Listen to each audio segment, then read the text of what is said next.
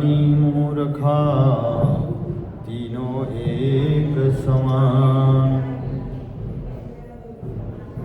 नाये धोए क्या हुआ जो मन में मैल समाए। मीन सदा जल में रहे धोए बासन जाए। राधा राधा रटत ही मिट जाए सब व्याधा। कोटि जन्म की आपदा नाम लेते तर जाए। ध्रुव सजलान जपे वो हरि नामा। पावा अमर अभी चल ठामा। बोले श्री वृंदावन बिहारी लाल की जय। बोली भक्तवत्सल भगवान की जय। बोली दीनदयाल भगवान की जय। बोली राजा रामचंद्र महाराज की जय। माघ महात्म्य की जय। जय जय श्री राधे जय जय श्री राधे जय जय श्री राधे। हम लोग श्रवण कर रहे हैं माघ महीने का पावन महात्म्य। लोमस ऋषि जी कहते हैं, चीरकाल में अवंती देश के वीरसेन महीपति ने नर्मदा के किनारे पर जाकर राष्ट्रीय यज्ञ किया। सोने के मंडपों से सुसज्जित 16 अश्वमेध यज्ञ किए, जो सुवर्ण के आभूषणों और यज्ञ के स्तंभों से शोभित थे। उस दानी और देव भक्त महीपति ने ब्राह्मणों को पर्वत के बराबर अन्न के ढेर दिए, और वह सोना सहित गौ का दान इत्यादि करने वाला था। एक भद्रक नामक मूर्ख ब्राह्मण कुलहीन कृषि कार्य करने वाला, दुराचारी तथा अधर्मी था। वह भाई बंधुओं से त्यागा हुआ वह उधर घूमता फिरता हुआ देव यात्रियों के साथ प्रयाग में आया और मार्ग में उनके साथ 3 दिन तक स्नान किया। वह विप्र 3 दिन के स्नान मात्र से निष्पाप होकर प्रयाग से लौटकर घर आया। इसके बाद राजा और उस ब्राह्मण की एक ही दिन मृत्यु हुई। मैंने इन दोनों को बराबर इंद्रलोक में देखा। तेज रूप, बड़े स्त्री वस्त्र, अलंकार इत्यादि तथा पारिजात की माला से दोनों ही समान शोभित थे। इन दोनों के आगे नाचना और गाना हो रहा था। ऐसा देखकर उस क्षेत्र का क्या महात्म्य कहा जाए। हे ब्राह्मण, प्रयाग में माघ स्नान राष्ट्रीय यज्ञ के बराबर होता है। गंगा यमुना के संगम पर माघ महीने की हवा से अधर्म का स्पर्श नहीं होता, तथा वह भी बड़े बड़े दुखों को नष्ट करती है। किसी भी तीर्थ में किए हुए पाप का फल माघ महीने में प्रयाग में स्नान करने से विलीन हो जाता है। यहाँ पर मैं तुमसे पिशाच मोचन नाम का एक पुराना इतिहास कहता हूँ, सावधान होकर सुनो। यहाँ तक की कथा कल हम लोगों ने श्रवण किया था। अब ये पिशाच मोचन की कौन सी कथा है, ये आज हम श्रवण करेंगे। कहते हैं, इसको अप्सराओं की कन्याएं और तुम्हारा पुत्र भी सुने, और जिनको आपस में श्राप देकर के पिशाचिनी बन गए थे, वो कहते हैं मेरे प्रसाद से स्मृति प्राप्त करके ये पिशाच योनि से छूट जाएंगे। पुराने समय में देवदूति नाम वाला गंभीर और वेदों का पारंगत एक वैष्णव ब्राह्मण था। उसने क्या किया, पिशाच को निर्मुक्त किया। वेद निधि जी बोले, वह कहाँ का रहने वाला था, किसका पुत्र था और उसका क्या नाम था, क्या नियम था, क्या करता था। उसने उसको वैष्णव बनाया और किस पिशाच को उसने मुक्त किया, ये हमें बताइए। ये महामुनि, यह संपूर्ण विस्तार पूर्वक कहिए। लोमस जी ने कहा, कल्पाक्ष से निकली सुंदर सरस्वती नहर के किनारे पर पर्वत के पास में इसका रहने का स्थान था, जहाँ साल, ताल, तमाल, बेल, बबूला, इमली, जिरबिल, आम, चंपक, सुवर्ण, करंज, कोविदार, केसर, पीपल, तलिक, कर्णिकार, कुंभीर और तिंदुक, बाबीर, शोलू, चंबीर, पीलू इत्यादि जो है ना पेड़ वहां पर थे। और आदि के पेड़ों से हे विप्र, यह आश्रम बड़ा शोभायमान था, बड़ा सुंदर था। जंगल के बीच में पुण्य जल वाली एक सरस्वती नदी बहती थी। वहां पर सारस मीठे शोर से कूजते तथा कोमल शब्द भी करते और भौरे गुंजारते। बड़ा सुंदर था, सुंदर शब्द वहां पर गुंजायमान होता था।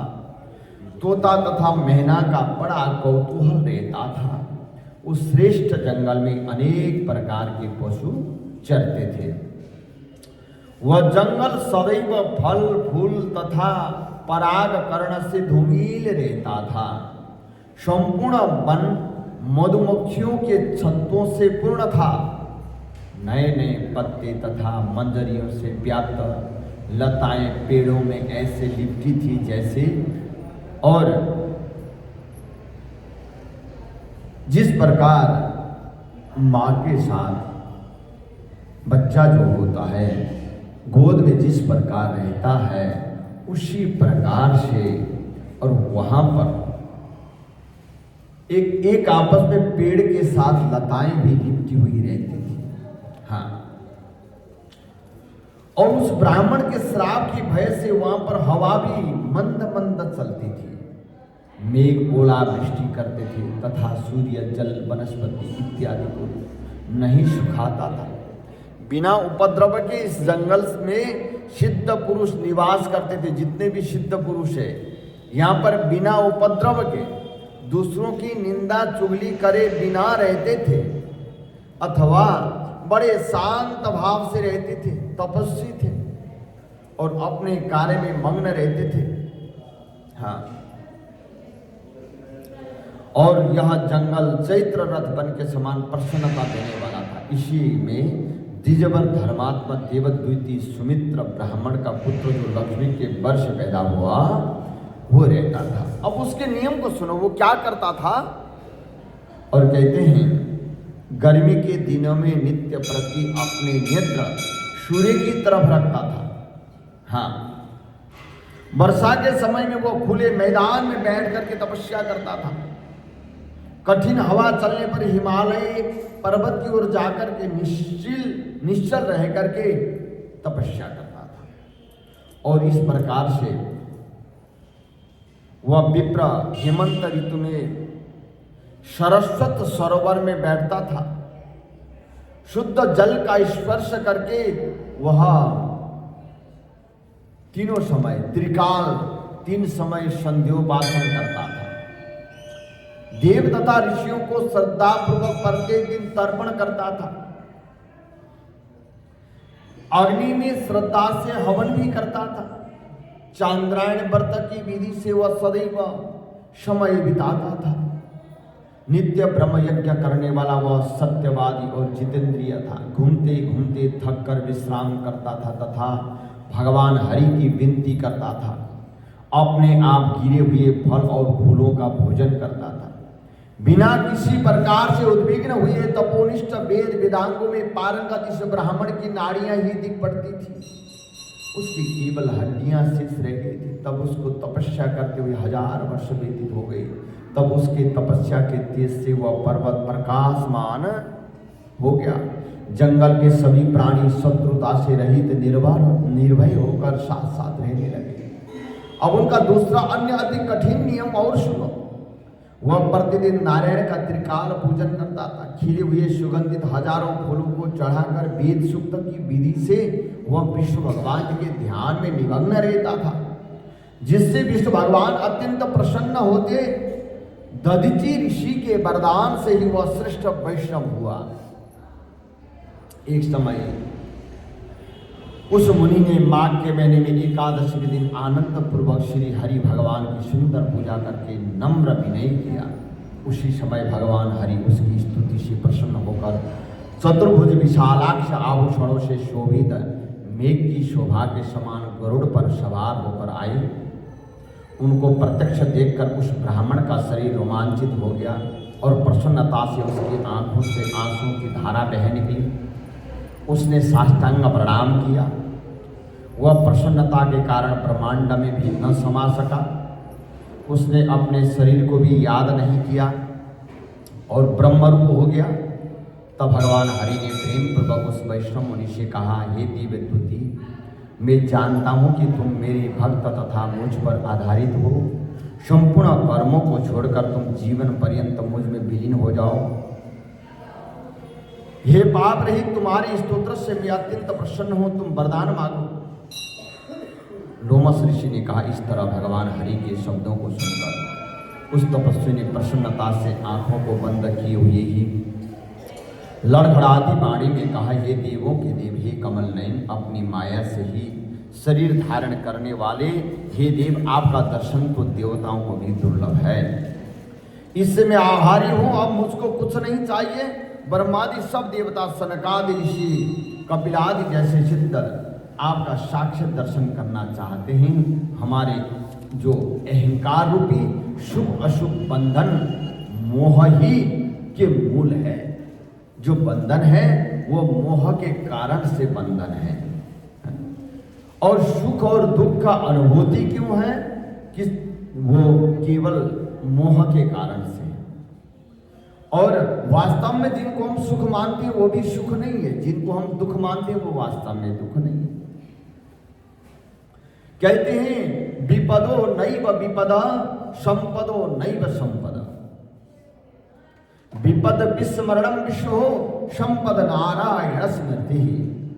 कहते हैं विपदो नैव विपदा। जिनको हम विपत्तियां कहते हैं, दुख कहते हैं, वो वास्तव में दुख नहीं है। तो वास्तव में दुख क्या है? वास्तव में सुख क्या है? दूसरी बात बताते हैं, संपदो नैव संपदा। जिनको हम सुख कहते हैं, धन सुख और संतति सुख, और ये वास्तव में सुख नहीं है। जिनको हम दुख कहते हैं, धन न होना, गरीबी होना, बोले कहते हैं विपद विस्मरणम विष्णु हो, संपद नारायण स्मृति। सबसे बड़ा विपत्ति तो वही है जिस दिन हम भगवान को भूल जाते हैं। संपद नारायण स्मृति। और उस दिन तक हम सुखी रहते हैं। जब हम भगवान का ध्यान नहीं करते तो हम दुखी होते हैं। जिस दिन भगवान हमारे अंदर हृदय में जो है ना स्मरण होते हैं, वही सबसे बड़ा सुख का दिन है। विपद विस्मरणम विष्णु हो, संपद नारायण स्मृति। जब तक भगवान स्मरण हो आए, जब तक हृदय में भगवान का कुछ ध्यान आ जाए, तो समझिए वही सुख है। बाकी संसारिक विषय वस्तु वासनाएं सुख और दुख देने वाले नहीं है। बोले इसलिए भगवान के स्मरण करें बाकी चीजों को छोड़कर। हाँ, और कहते हैं जो दुख का कारण क्या है? बोले मोह है। मोह क्यों होता है? कि भगवान को याद न करने के कारण से मोह आता है। हम लोग आपस में क्षुब्ध क्यों होते हैं? आपस में जो है ना, उसके पास इतना है, मेरे पास कम है, उसने ऐसा कहा और मुझे ऐसा कहा। हमें अपमान महसूस कब होती है? जब हमारे पास मोह होता है। हम ही हम हैं और हमसे बढ़कर कोई नहीं। जिस दिन ये मोह रहता है तब तक हम दुखी रहते हैं। और जिनके पास जो होता है वही हमें देता है। कि हमें ये समझना चाहिए, जो इस सूत्र को समझते हैं तो वो कभी दुखी नहीं होते, दूसरा कुछ भी करे है। तो इसी प्रकार से ये कहते हैं कि जो मोह है तो वही दुख का मूल कारण है। तो उन्होंने कहा जो शुभ और अशुभ बंधन जो है ना, मोह के ही मूल है। ये शुभ और अशुभ आपके दुष्कर दर्शन से ये कारण मूल सहित नष्ट हो जाते हैं। सज्जनों का जो दर्शन होता है, संतों का जो दर्शन होता है, उससे क्या होता है? अंदर की मोह खत्म हो जाता है। किसी ने कुछ कहा ठीक, नहीं कहा ठीक, अच्छा कहा ठीक, बुरा कहा फिर भी ठीक। कि क्योंकि हमारा मन उस सांसारिक मोह में नहीं लगा, हमारा मन भगवान में लगा है। तो हम याद भगवान को करते हैं, तो इधर सांसारिक जो वस्तु है उन चीज़ों के बारे में हम सुन तो लेते हैं पर निकाल देते हैं। तो वो निश्चिंत होकर रहता है, वो भगवान का स्मरण करता है, परमात्मा आप जो करना है आप करिए। तो हम चिंतित क्यों होते हैं? क्योंकि उसकी जिम्मेवारी हम लेने का कोशिश करते हैं। जिम्मेवारी परमात्मा को अर्पण कर दें। बोले उन्होंने कहा जब संतों का हम दर्शन करते हैं तो मन की ये बुरी भावनाएं सब मिट जाती है। मेरे जन्म कर्म और बुद्धि का फल स्पष्ट हो गया। जो मुझको आपका दुर्लभ दर्शन हुआ, हे जगत के स्वामी, इससे बढ़कर और क्या हो सकता है। हे देवेश, में वर के लिए आपके चरण कमल को हृदय में धारण करना नहीं मांगता, अथवा मैं किसी वर के लिए, किसी अपेक्षित वस्तु के लिए और आपके चरण कमल को बोले हृदय में धारण करना नहीं मांगता, अथवा आपका भजन में किसी वर प्राप्ति के लिए नहीं करना चाहता। हाँ, मैं सदैव अंतरात्मा से आपका भक्ति चिंतन करता रहूं, मुझे तो यही चाहिए। बस मैं यही वर मांगता हूं कि आप में मेरी भक्ति सदैव अटल रहे। उसका ऐसा वचन सुनकर हरि भगवान ने प्रसन्नता पूर्वक कहा, हे द्विजवर, ऐसा ही होगा। तुम्हारे किसी तपस्या में कोई बाधा न होगी। जो मनुष्य तुम्हारे कहे हुए स्तोत्र को पढ़ भी लेंगे ना, उनकी मुझ में अचल भक्ति होगी और उन्हें वैष्णव पद प्राप्त होगा।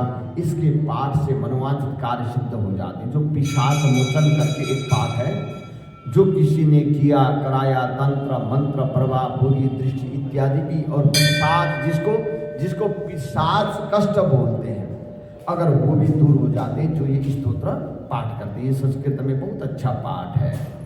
बोले इस प्रकार से कहते हैं सुपुत्र की प्राप्ति होगी। इसके पाठ से बुद्धि, धन, यश, कीर्ति, ज्ञान तथा धर्म की वृद्धि होती है। भूत पिशाच बैताल आदि पास नहीं आते। योग सागर नाम का यह स्तोत्र अत्यंत पवित्र है। जो इसका पाठ करता है वो अक्षय सुख पाता है। इस प्रकार से लोमस ऋषि कहते हैं। इन्हीं कथा प्रसंगों के साथ हम आज की कथा प्रसंग यही विश्राम करेंगे। कल पुनः आगे का पावन प्रसंग